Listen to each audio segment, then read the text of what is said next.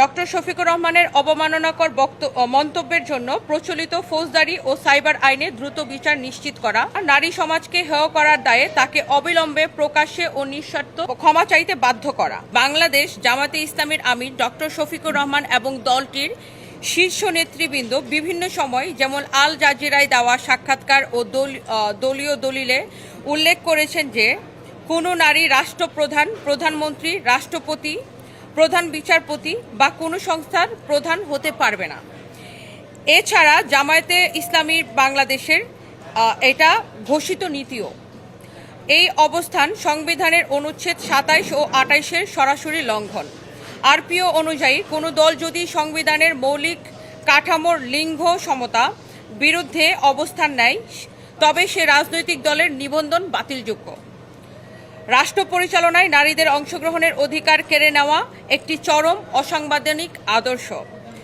৪. সুনির্দিষ্ট অভিযোগ, সম্প্রতি ডক্টর শফিকুর রহমান কর্তৃক নারীদের উদ্দেশ্যে প্রস্টিটিউট বা পতিতা শব্দ ব্যবহার এবং নারী নেতৃত্ব নিয়ে তাদের দলগত বিদ্বেষমূলক অবস্থান কেবল ব্যক্তিগত আক্রমণ নয়, বরং এটি বাংলাদেশের সমগ্র নারী সমাজের সাংবিধানিক অধিকার ও সম্ভ্রমের উপর সুপরিকল্পিত আঘাত।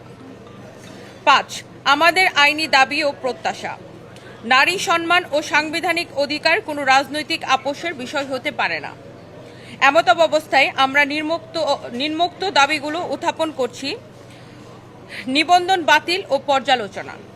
সংবিধান ও আরপিওর শর্ত লঙ্ঘনের দায়ে বাংলাদেশ জামাতে ইসলামীর রাজনৈতিক নিবন্ধন বাতিলের বিষয়টি খতিয়ে দেখে দ্রুত আইনি ব্যবস্থা গ্রহণ করা। আইনগত ব্যবস্থা, ডক্টর শফিকুর রহমানের অবমাননাকর মন্তব্যের জন্য প্রচলিত ফৌজদারি ও সাইবার আইনে দ্রুত বিচার নিশ্চিত করা। প্রকাশ্যে ক্ষমা প্রার্থনা, নারী সমাজকে হেয় করার দায়ে তাকে অবিলম্বে প্রকাশ্যে ও নিঃশর্ত ক্ষমা চাইতে বাধ্য করা। জিরো টলারেন্স নীতি, নারী বিদ্বেষমূলক বক্তব্যের বিরুদ্ধে রাষ্ট্রকে কঠোর আইনগত অবস্থান গ্রহণ করতে হবে। একটি গণতান্ত্রিক রাষ্ট্রের আইনের শাসন সবার জন্য সমানভাবে বলবৎ থাকতে হবে।